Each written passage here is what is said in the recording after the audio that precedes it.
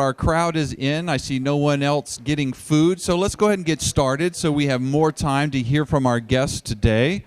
I want to draw your attention. This is where the flag is when we salute in a moment, and you'll notice that we have added the personal flag of personal sovereignty and liberty and our state flag so that everything here is now in its proper proportion. I saw Commissioner Mike Pearson walk in. Mike, thank you for serving us up there in Logan County. We're going to get to hear from Avi Lipkin today, who makes his home in Israel, in Jerusalem, actually. He's quite a prolific writer. Now, I want to just preach for a couple of minutes. I like to wear things that have a message or that have a meaning so that people will ask me about it, or even if they don't ask me about it, I'll take the opportunity to tell them anyway. And you might notice that today I am wearing the Star of David. Why am I wearing the Star of David? Well, let me just preach to you the message that I preach unto other people that ask me about the Star of David. First, let me just say it doesn't mean that I am a 100% all on board, worship the state of Israel guy. That's not what that means. Nor does it mean that I am a Jew. Our hope and our salvation is not in the nation state, the geopolitical state of Israel. Our hope is in the success and the furtherance of the kingdom of God on earth, which is everywhere and depends on all of us. So the nation of Israel is special because it has amazing history and places there, and there's some pretty cool people there. But as it goes, it's a nation state like any other. And insofar as that nation state's policies protect the lives and the liberty and the property of its people, God will bless that nation. In the same way that any nation that robs people of their lives and their liberty and their property will be cursed by God. That holds for the United States, and that holds for Israel. And I think most of us in here, we look at these flags and we realize that God gave each one of us sovereignty to control our own lives and our own families. And then we give some of those rights over to the state to work on our behalf, and then the state gave 17 enumerated things to our federal government to do on their behalf, but we are the sovereigns, right? So we in this room are not in a habit of worshiping or idolizing the policies of this government. At least I hope you don't. But do you do the same thing with Israel? Do not idolize Israel either. It's another state like any other. Okay. So now let me tell you why I do wear the Star of David, now that you understand what it doesn't mean. The star is made up of two triangles laid one on top of the other. That means that I can preach a 6-point sermon. So here it is in just about 3 minutes or less. Let's take the first triangle from days long ago when prophets would preach throughout the land of Israel. And one of the things they said in summarizing the duty of man was this. Now, first of all, we know that the greatest command is to love God, and the second greatest is to love one another. But how do we do that?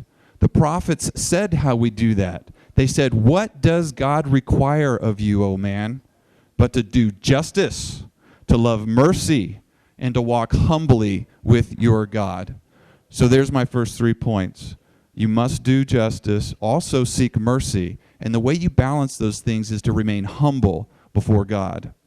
And now we have an apostle to the Gentiles, of which I are one, and he came along and he talked about all the things that are going to pass away. But he said these 3 things remain, and this is the second triangle: faith, hope, and love. We have faith in God to keep his promises to us. We have hope for a resurrection and a better life after this one. And we love one another. And we hold that love up as the example to be followed by the entire world. And that's the kind of love that brings peace. So there's my 6-point sermon. That's why I wear the Star of David. And with that, I would like to introduce our wandering Jew. I just left the Capitol. About 30, 40 minutes ago, and right out in the front there's this beautiful orange vine plant running everywhere with little pink flowers, and it's called Wandering Jew, which we have right down there in front of the Capitol. Wandering Jew, Avi Lipkin, please come and share with us.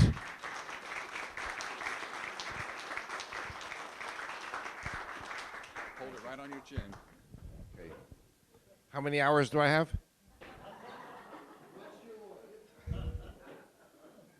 I understand it's about an hour, right? Okay. Good to be back in Oklahoma. Okay. Oh, I can hear it now. Good to be back. You'll forgive me. I spent 4 nights in Tulsa. And you'll forgive me, I went to ORU for meetings, you know, so it's okay, just joking. Okay. Firstly, I wanted to acknowledge Roberta and Lendl Roberts, who are my family here in town. And they've been putting me up, or shall I say putting up with me, the last 20 years. My first visit to Oklahoma City was in 1995.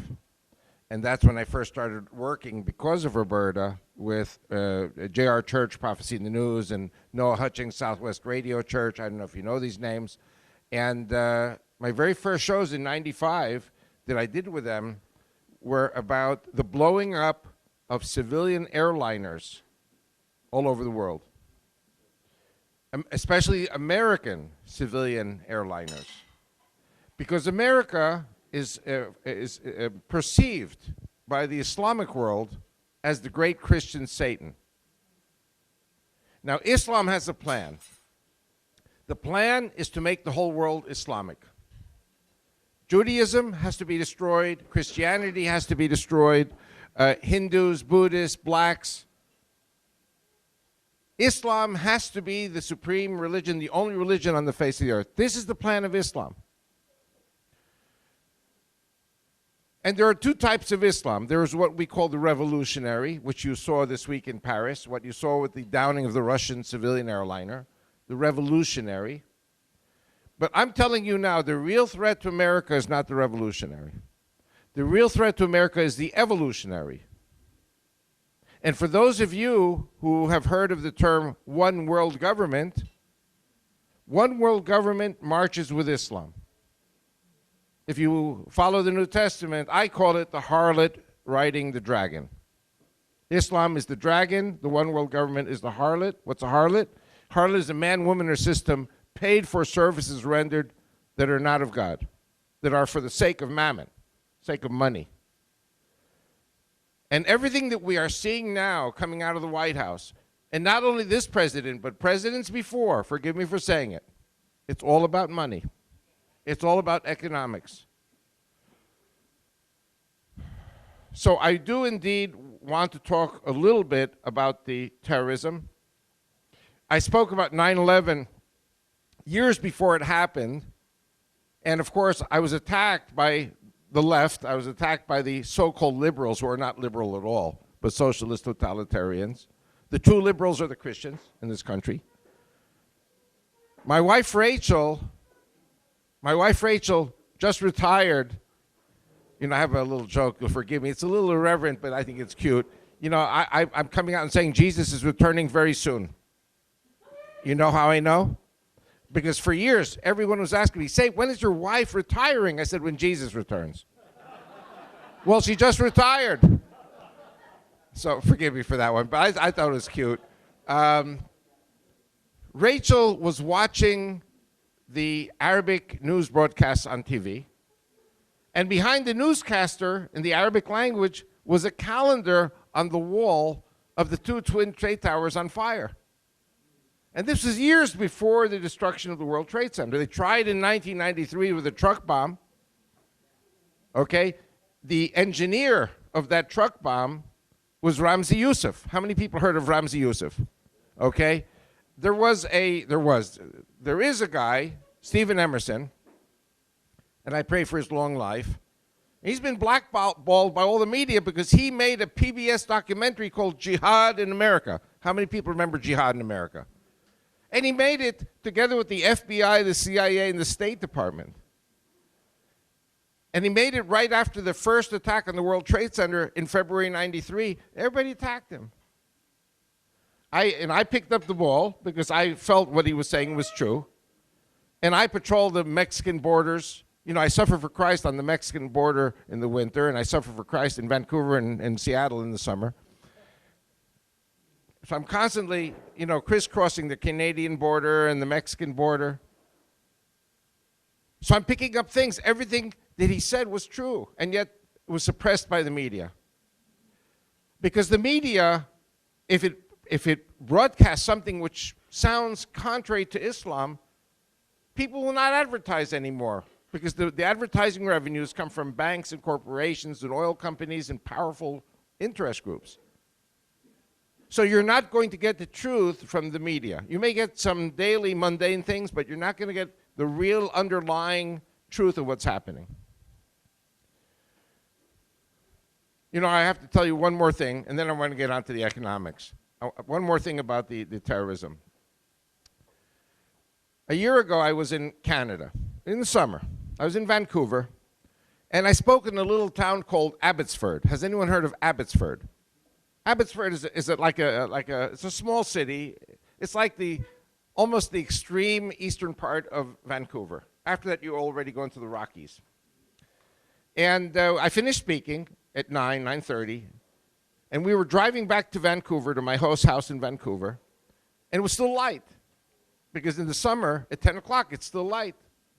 And we're driving, and Abbotsford is right smack on the border with the United States. And there's no fence.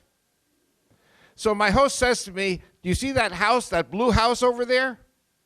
That's the United States. I said, wow, it's only a few meters, a few yards from here. You see that White House between the blue house and where we are? That's Canada. And I said, wow, if I were a Muslim terrorist, I would buy the two houses and dig a tunnel. And he said, yes, that's exactly what they did. And there are hundreds of these tunnels straddling the Canadian-American border. And there is no fence, there is no physical barrier between Canada and the US. I have a lady friend in Maine, state of Maine, and there they have this problem with Somalis. The American government is hundreds of thousands of them in Maine. And she said that there is a very, very shallow river that is the border between Maine and Canada. And you just walk across. I mean, you wade across the river. It's like just a few inches. And you cross the border, it is your responsibility to report to the Border Patrol that you just crossed the border. So, you know, there's a saying, it takes a thief to know a thief. You guys are not thieves. You don't understand the mentality of a thief.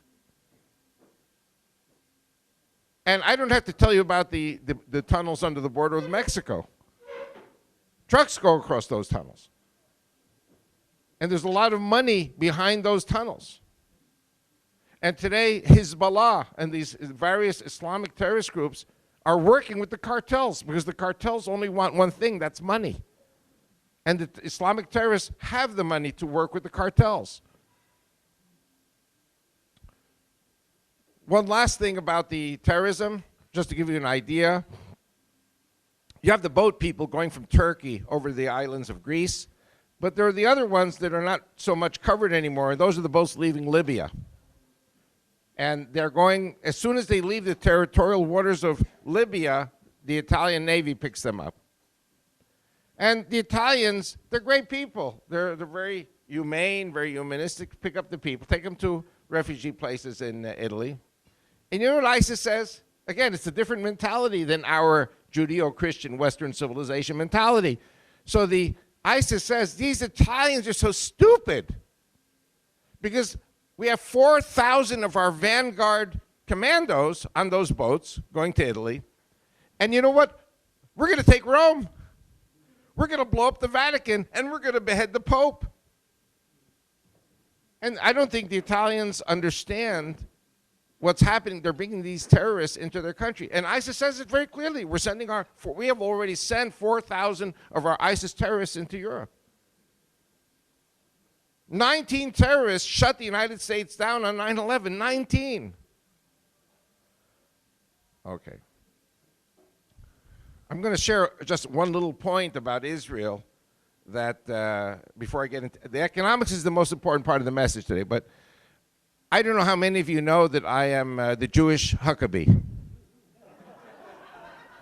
I've been preaching for 26 years, and I'm hoping this will come to an end because I am now ready to form the Judeo-Christian Bible Bloc party known as the Bible Bloc. In Hebrew, Gush HaTanachi. We have the 100 signatures.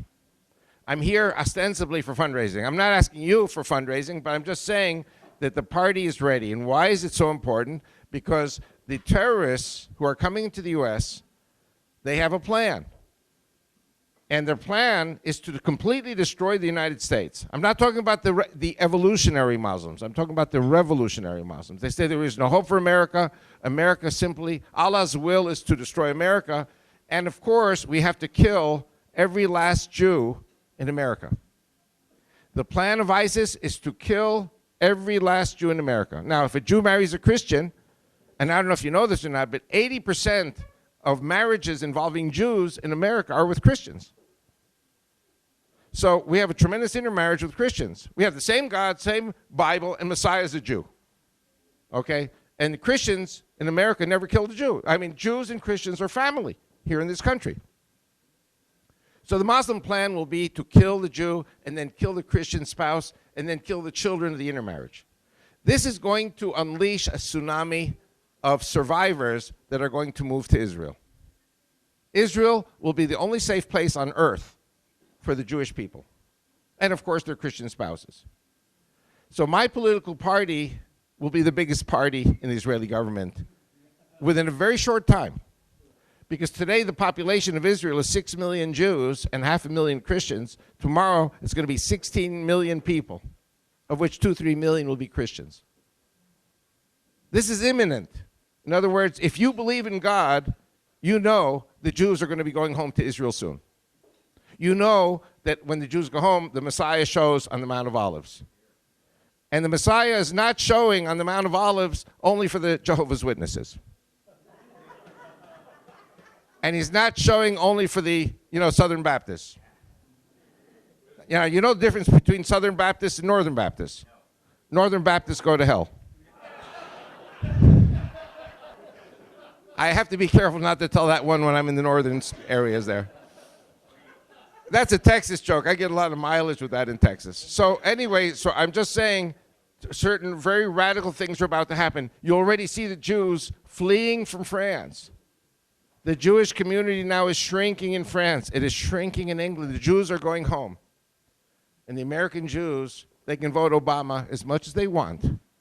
They're going to be going home to Israel, because if they stay here, law enforcement will not be able to protect them from what's happening. And you have here today in America about 6 million Jews and about 20 to 30 million Muslims. Nation of Islam, Farrakhan is 4 million, the Shiites 9 million, the Sunnis at least 7 to 9 million. Officially, I'm not talking about the illegals who come in across the border from Mexico, Canada. And, okay, now this is going to link us up with the evolutionary Muslims. Your gatekeepers are bribed. Muslims are flowing into this country. I don't want to say legally. It's not legal. But they're coming in with charter jets. How many people? Yes, people are bribed. The gatekeepers are bribed. The floodgates are open. And they're coming in. And a lot more Muslims are going to come in to this country, whether you like it or not. Because the people who control this country are not Christian. They serve Mammon. And if they're paid, then they will do whatever Islam tells them to do. So now I'm going to go to another broadcast my wife picked up. Rachel hears them 30 years ago when she first started, and the Saudis were saying, okay, now listen carefully. 2 broadcasts, one 30 years ago and one recently. 30 years ago, the Saudis were saying, even if it takes us 150 years, we're going to make America a Muslim country. My wife thought they were nuts. My wife thought they were psychotic. How can you make America a Muslim country? And the answer is simple: immigration. You can't do it by violence. You can only do it by quiet, incremental groups coming in. That was 30 years ago. So now my wife picks up broadcasts. I mean, she just retired, but she picks up broadcasts where the Saudis are saying, we thought it would take us 150 years. We were wrong. It's only going to take us 30 years, and America will be Muslim. So I want to describe to you the plan of Islam. Now, you all know that man plans and God laughs. So I predict something is going to happen. God is going to reshuffle the deck, and it ain't going to happen. I predict there will be a tremendous Christian revival. And even though I'm a Jew, I hope to be part of the Christian revival in America. And that's the purpose in every church I speak. America has to wake up. America is asleep. You know, I say the Christians are asleep, that's okay. Because if you're asleep, I pinch you, kick you, and slap you, you wake up. The Jews in America are not asleep. The Jews are comatose. And they will only wake up when there is Jewish blood in the streets. And that's the plan of Islam. There will be Jewish blood in the streets. There will be 9/11 attacks. You know the news today on Fox News, but we heard this many times. There are 24 simultaneous attacks planned for the United States. It might be small groups. It might be bigger groups. I think it's going to be big attacks because the Muslims said our next wave of attacks will make 9/11 pale in comparison. You have people, you have to understand, for them, no matter what America does to kowtow and prostrate itself to Islam, America is still the great Christian Satan that must inevitably be destroyed. That's what the revolutionaries say. That's ISIS. So what I want to do now, I want to devote the rest of the talk to the evolutionaries. How many people heard of Agenda 21? Okay, this is a room where almost all of you have heard of Agenda 21, that the US government has permission from the United Nations to confiscate any land, national parks, forests, farms, for emergency humanitarian purposes.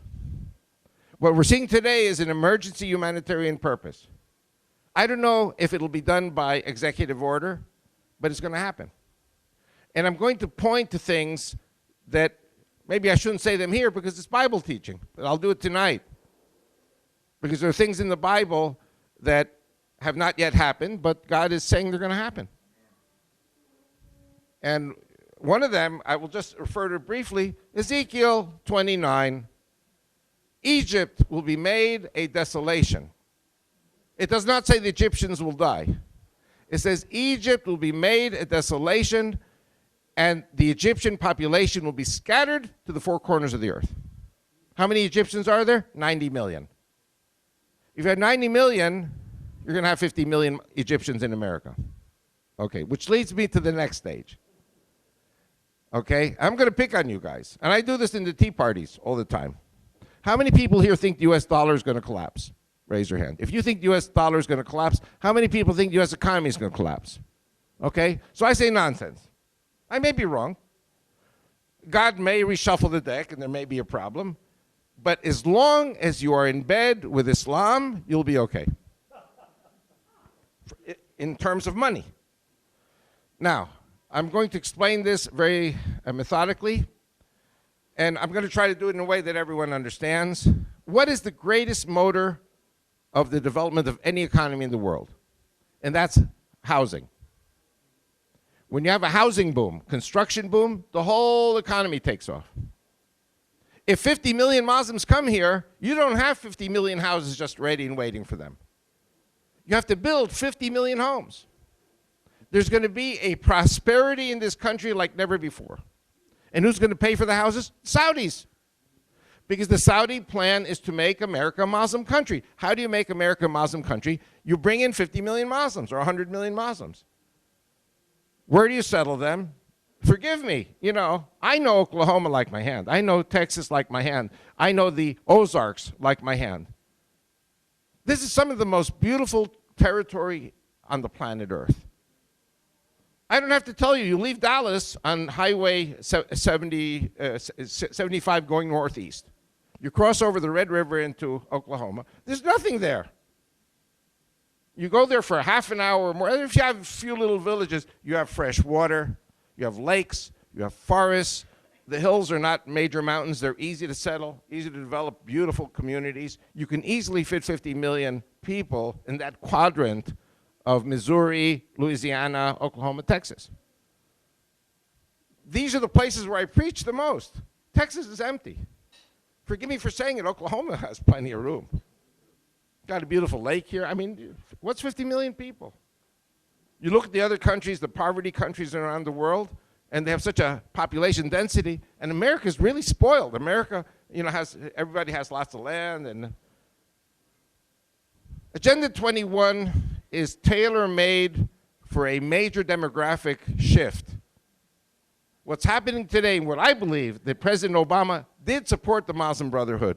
He did support the most radical. He does support ISIS. You all know ISIS is an American and Saudi creation. Yes, I'm going to explain that now in a moment. So as long as you do what the Saudis tell you to do, the money's going to flow. I don't know if you remember when President Obama entered the White House in January 2009, Wall Street had fallen from 12,000 to 6,000. How many people remember Wall Street was down to 6,000? Okay. Within a few months of his presidency, Wall Street was back to 12,000. Now, did the American economy rebound so quickly? It's still having problems to rebound. God willing, it's picking up because the Muslims are backing you. As long as the U.S. president does exactly what he's told by the Sunnis, you'll be okay. Who's the enemy of the Sunnis? The Shiites. Who's the enemy of the Americans? The Russians. Now, I don't believe Russia's the enemy, but the Russians are aligned with the Shiites. The Americans are aligned with the Sunnis. Now, I live in Israel. Nobody likes the Jews. So I can look at this objectively and say, hey, you know what? The Russians have some truth. The Americans have some truth. And it's all about interest. It's all about economics. And the Russians are going to lose. You're thinking of Putin. He's a real hero and everything. He is a real hero, but he is going to be sinking in quicksand very soon. Because the whole Sunni Islamic world is against Russia now. The Russian plane that fell over Sinai, the Russians really cannot fly anymore to Muslim countries. Because there will always be someone, some baggage handler at the airport, or somebody in the hotel. You know, when you travel and they say, leave your bags out at 4 in the morning, 5 in the morning, and the bellboys will pick up the suitcases and put them in then they slip a bomb into the suitcase. The whole Sunni Islamic world, out of 1.5 billion people, 1.2 billion are Sunnis. And they hate the Russians. I have my new book on the back table called Islamic Rivalry. It says exactly what's happening now with the Russians and with the Muslims. Which Muslims are with Russia, which Muslims are with the United States and the West. I don't know if you remember. I remember, so I have to tell you the things that I remember. In 1986 or 88, I don't remember exactly the year, this young Irish lady, a young girl, must have been 18, 19, she was working as a cleaning lady in a hotel in London, in England. And she had a romantic affair with a Palestinian by the name of Nizar Hindawi. Does anyone remember the name? It's in my first book. Okay. She shows up at Heathrow Airport in London, and she's getting onto an El Al flight to London. And she's pregnant in her 9th month. She has a big belly. And the Israeli security asks her, we see you're pregnant, where's your husband? Oh, we're not married yet. He's here in London, he's still working in the hotel, and he's sending me to his family in Palestine, in Ramallah, so that his family can accept me. So the Israeli security checked her suitcase, and there was a clock, and inside of the clock was a radio clock, and there was a altitude bomb set to go off at 20,000 feet. So this Palestinian Muslim was going to blow up his bride-to-be and his own baby, which was in her womb, in order to take out an Israeli airliner. That's why when you go to Israel, it may seem strange. Why is the Israeli security always asking, has anyone given you a gift to take to Israel? And a lot of these naive, beautiful young ladies get seduced by Muslim men, and then they'll do anything for the Muslim man. Okay.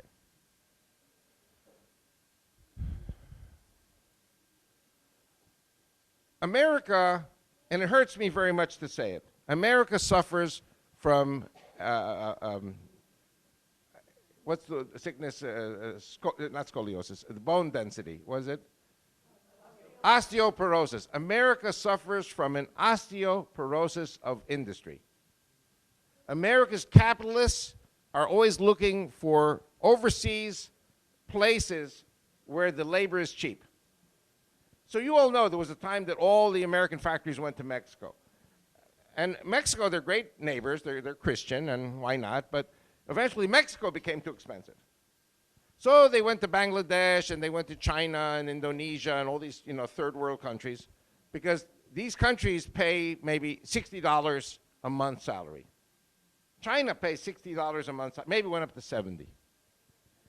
China's too expensive today. So the American and world capitalists go to Bangladesh, Vietnam, and Cambodia, because there the salary is $30 a month. So American industries are leaving the country, and America, for its GDP, is much more reliant, for example, on universities, on internet, on tourism, services. But America's bone density, industrially, is getting less and less and less.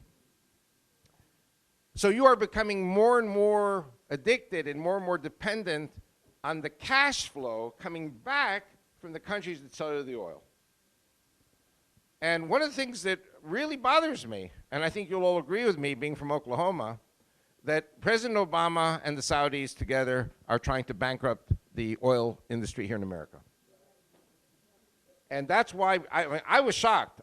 When I landed, I saw on the East Coast, Pennsylvania, it was $2.45 a gallon. As I was heading west, it was getting cheaper and cheaper. And I was in Tulsa and went down from 183 to 179 and 176. And I just drove into Oklahoma City on just before Hefner. It's $1.65 a gallon. So prices of oil are so down now that, unfortunately, a lot of the shale oil producers are closing shop. And the opposition to the Canadian pipeline, I mean, you know these things. These are ABC things, is to break the back of the American oil producers, keep the price up, and protect the Saudi interests. The Saudis are also suffering by the low prices, but the Saudis are ready to suffer because they have so much money in the bank that they can afford to suffer. The important thing is to break the back of the American oil industry in order to keep America dependent on the Islamic world. Bless you. So what I want to do is I want to talk a little bit about how the Muslims came into this country. Because in 1970, the official statistics were 100,000 Muslims in America. 100,000 Muslims, 6 million Jews. Who's number two? The Jews. President Obama, in 2009, in his inaugural address, said America today is a Christian, Muslim, Jewish, Hindu country. Jews are now number three, a poor third. And I know that there are people who are official that disagree with me, but I'm going to give you the statistics that I have. Today you have 9 million Iranian Shiites living in America that fled from Iran in 1979, 9 million, so that's already more than the Jews. The Arab Immigrant Association claims 7 million Sunnis. So you have 9 million Shiites, 7 million Sunnis, and of course it's a lot more. And then you have Nation of Islam, 4 million. That's already 20 million. We have not counted the Muslims from Europe, the Bosnians, the Albanians, the Kosovars. We have not counted the Chechens. We have not counted Muslims from Indonesia, Muslims from Africa, Muslims from India. I think personally you have 30 million Muslims here. And don't forget, we have not counted, of course, it's impossible to know how many Muslims have come in illegally from Mexico and Canada. And how many people are coming in on charter jet into the United States every day. The plane doesn't go to the terminal. It stops at the runway. There are 2 buses there. I've got 3 girlfriends in Joplin. They're 75 years old. And these spry ladies, they still work for the trucking companies there. And they tell me every day, they've been telling this to me for years, every day 2 buses come up from Texas, from the Mexican border, carrying Muslims. And they're given $3,000 each, and then they're sent up to the northern states. Nobody knows where these Muslims are coming from. Nobody knows who's given them the permission to drop these Muslims on these little communities that are all being changed radically. And I'm hearing from my friends in Germany that there are these little German towns, the villages that have maybe 100 people population, and they put in 1,000 Muslims there. So that German town is now no longer German. It's now Muslim. Okay. So I'm going to tell you something, and this is something that's been going on since the 70s and 80s. I don't know if I mentioned it here in the past at OCPAC, but Duke University, Chapel Hill, North Carolina. Good school. But it's happening even more today. But nobody sees the overall pattern. Nobody connects the dots. They come to Duke University and say, we're going to give you a gift, no strings attached, $23 million. Is the university going to say yes or no? Of course, no strings attached. Universities are businesses. They got to make money. So when the sheikh, the oil sheikh comes to give the check, he says, he has a chance to speak. He says, we're going to give you another 23 million if you establish an Arabic language and Islamic studies chair. What's the university going to say, yes or no? Yeah, it wants to be international level. So that's 46 million bucks. And we're going to give you at our own expense professors and textbooks. And now what are Muslim professors? Missionaries to make America a Muslim country. Okay, and here comes the crazy part. And we will send you 500 young Muslim students a year, male students. They'll pay full room, board, and tuition, which is great for the university. All of a sudden, Chapel Hill has a tremendous prosperity. After 4 years, you got 2,000 young Muslim guys there, because what you have is you have 500 freshmen, 500 sophomores, 500 juniors, 500 seniors. Now, what's the problem here? The problem is boys will be boys. Young Muslim men are allowed to marry Christian, Jewish, or atheist women. Now, when they marry, they come with a budget to wine and dine and woo and court American women. So they're much more exotic and much more attractive than the American man who really doesn't have a clue what's going on here. They target the American women for romantic aggression. Now, when an American woman marries a Muslim man and they have children, what's the religion of the children? Muslim, because according to the father's religion. So American Christian women become Muslim baby factories. 2 years later after the marriage, the Muslim man gets American passport. Then he can bring his parents and brothers and sisters. Then the Islamic population growth is exponential.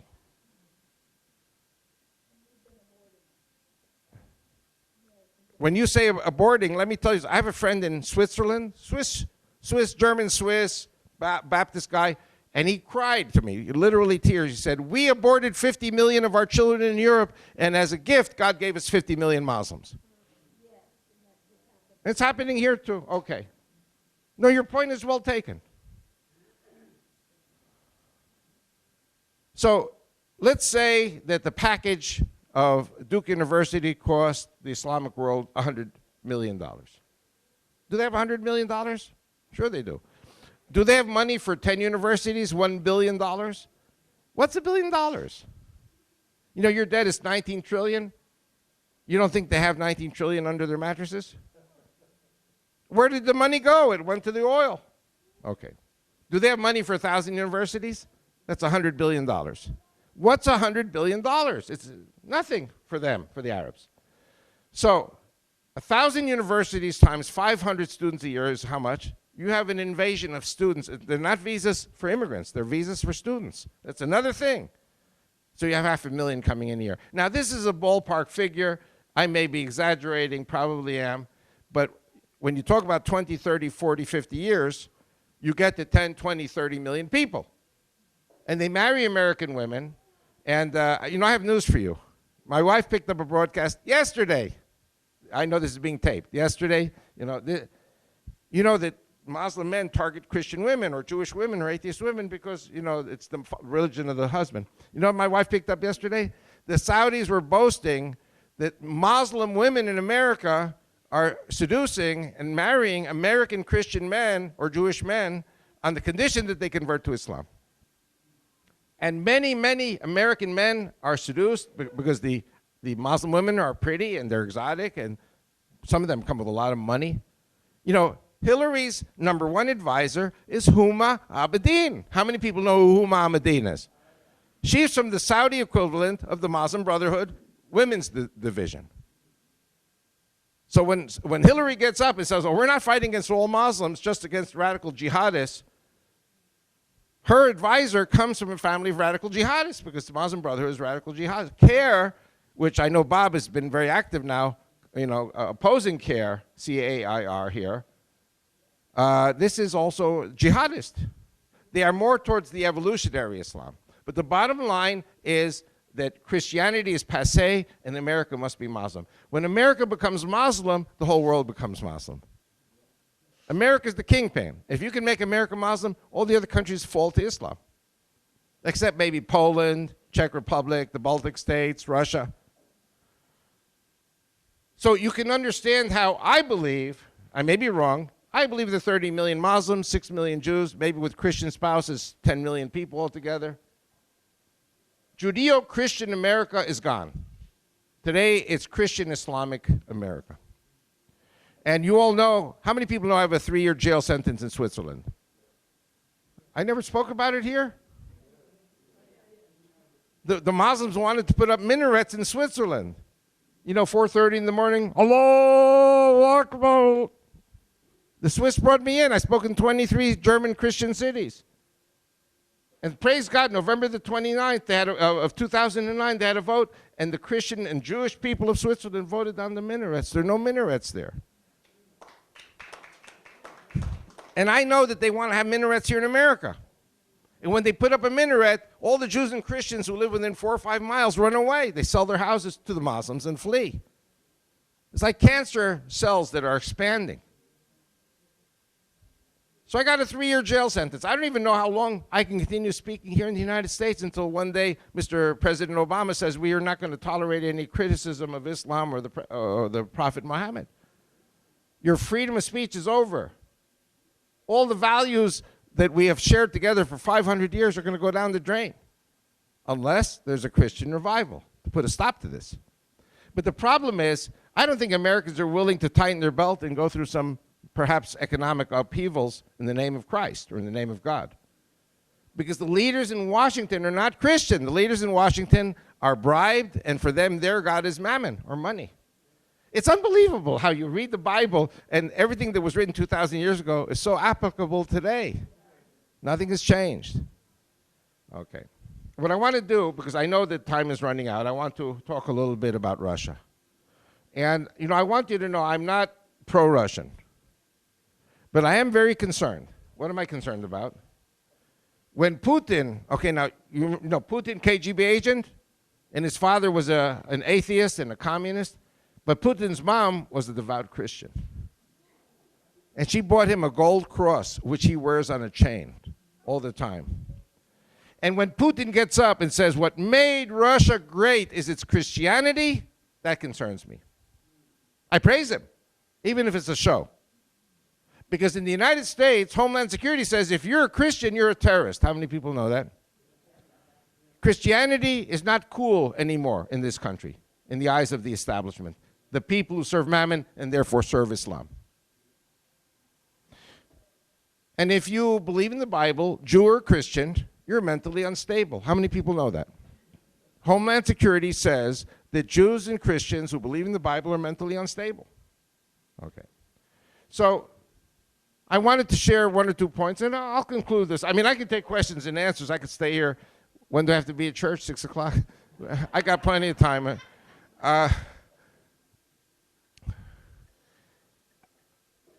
Isaiah 19. Isaiah 19, 1 and 2. If I had said this 5 years ago, I could have been hospitalized for insanity. And today, I say it's exactly the truth, and God did exactly what he said he was going to do. Isaiah 19, 1 and 2 says, Egyptian will fight Egyptian, brother will fight brother, neighbor will fight neighbor, and city will fight city. Isn't that what's happening in the Middle East today? The whole Middle East. The whole Middle East has collapsed. Egyptian, you remember in the streets of Cairo, there were thousands, tens of thousands on one side for the Muslim Brotherhood and tens of thousands with Mubarak, and they're going back and forth throwing rocks and stones and shooting each other. Egyptian was fighting Egyptian, brother was fighting brother, neighbor was fighting neighbor, and city was fighting city. What do we see in Syria today? There are certain cities which back Assad, and there are certain cities which back the ISIS and the Muslim Brotherhood. They're killing each other. Libya is also divided up into tribes, and different cities follow different groups, and they're all killing each other. Complete chaos. Because Islam is chaos.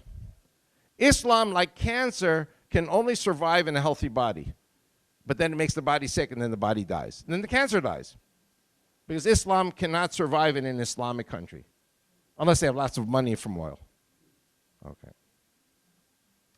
So like I said before, now you are seeing many, many Muslims coming to the United States and to Europe from Syria, from Iraq, from Afghanistan, from Libya, from Africa, from other places.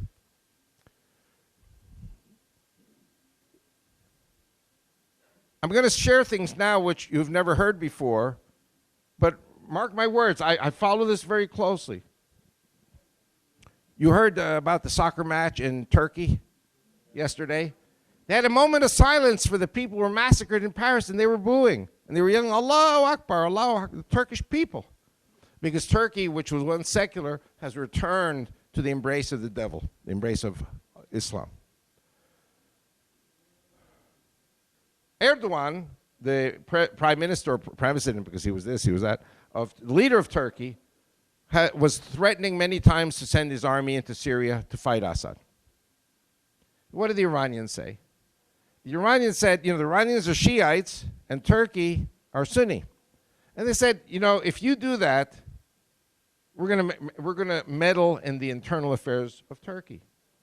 And they did. And the Turks identified the Iranians as the troublemakers. What did they do?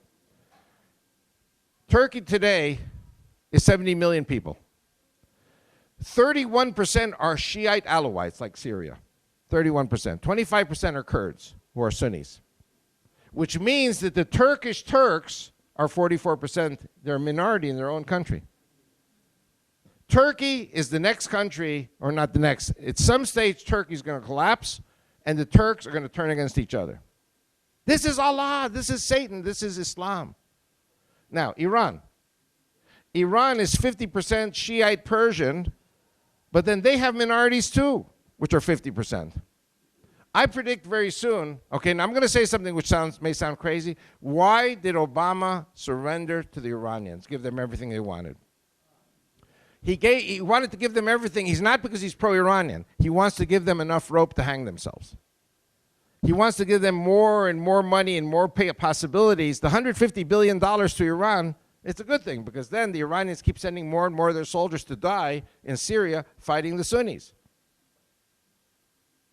Eventually, the Iranian regime will fall also. The one world government will make sure to it that Iran will fall. Obama has 3 tasks, according to my wife. My wife listens, or was always listening to the Saudi programs. One, the first commandment is to destroy the Shiite leadership of Iran. Replace the Iranian regime with a Sunni regime, or pro-Saudi regime, or pro-UN regime. Bring democracy to Iran. Don't we all want that? We do. Second task, destroy Israel. Obama is a Muslim who has sworn to destroy Israel. This is what my wife picks up in Arabic from the Saudis. And third, make America a Muslim country. So I'm covering these things little by little. So Turkey is going to collapse. I can't say today or tomorrow, but at some stage, Turkey's going to have a problem. Iran's going to have a problem. Now, what happens when a country has a problem? The people leave, because it's a crazy country. Where do they go? America. And the Europeans want Turkey to join the European Union, but what's the problem with that? You have 200 million former Soviet Turks who are going to get Turkish passports. So Europe goes from 300 million Christians, 50 million Muslims, to 620 million people overnight, because 320 million are Turks and Muslims. Turkey becomes Muslim majority overnight if Turkey joins the European Union, and they want to do it because of economic reasons. So America has NAFTA. With NAFTA, you have Canada, Mexico, United States, that's half a billion people. Why did they bring in the children and the mothers from Central America? Because Central America is going to join NAFTA. Maybe Colombia and South America will join NAFTA. Chile will join NAFTA. But it'll be the Western Hemisphere Union. So the Europeans will have 620 million. The Americans, with the Latin Americans, will be short. You're still going to need 50 to 100 million Muslims. You have to have your share of Muslims to match off against Europe with their numbers. Otherwise, their GDP will be higher than your GDP. Do you understand where I'm going with this? So when the Aswan Dam gets destroyed by whom? By the Iranians. Because Egypt also said they're going to defend Saudi and defend, the Sunni cause. So the Iranians said, we're going to nuke the Aswan Dam. What does it say in Ezekiel 29? From Aswan until the Mediterranean. So when the Aswan Dam goes and Lake Nasser enters into the valley of Egypt, they're not going to die. They're going to have to run 2-3 miles in either direction to escape the floodwaters. And then you're going to have 90 million Egyptians starving and thirsting on the high ground in the desert. You can't leave them there. You can't feed them every day. You're going to have to bring them to the United States. And maybe if there are 9/11 attacks, maybe your president will establish martial law And then he'll be free to do whatever he wants to bring in the Muslims because it's all humanitarian anyway. And besides, it's good for the American economy. You see, and Russia, which is now Christian, will be suppressed. Russia is not part of the one world government. It's the United States, Europe, the Vatican, and the Sunnis. That's the one world government. And the Shiites, Hezbollah, as much as I don't like Hezbollah, they're terrorists. The Iranians, the Russians, the Chinese, they are anti-one world government. Because they're nationalists and they're religious. Russia's a religious nationalist country. Israel is a nationalist religious country. There can be no toleration of Israel according to the one world government. So I'm just saying what you need to do is realign your thinking to the new realities. That's why I wrote my 7th book, Islamic Rivalry. So the Russians used the Shiites against the United States. The Americans in the West used the Sunnis against the Russians. And I'm just very saddened by all of this. I think that Russia, which is now a Christian country, should be working together with the West to suppress Islam because these people are crazy. Islam is crazy. And it breaks my heart to say it, but today Russia under Putin is the good guy. And unless you have a really good Republican president in a year from now, I pray to God America survives the next year. But you have to have a Republican administration. You have to have a Christian leadership in Washington, a Christian United States. I'm a Jew telling you, you have to have a Christian United States. It's also for Israel's interest. I have an ulterior motive for saying it. Believe me, the Israeli government did not send me. They don't even like what I'm saying. Because we've got to make peace with these people. You can't make peace with Satan. The Israeli government doesn't get it. So anyway, listen, you guys know, if you're true Christians, you know who's going to win. You know God's going to win, and those who are with God are going to win, but it's not going to be an easy time in the coming months and years. So hopefully, you keep your house in order, everyone keep their house in order, and keep America's house in order, and survive the next year and 2 months until the new president comes in, God willing. And God bless everyone. Thank you, Avi. Well, it's 1 o'clock, so instead of running on to a bunch of questions, because we have a large crowd here today, he said he has till 6 o'clock. So go buy some books, ask him questions over here, and we're going to wrap up.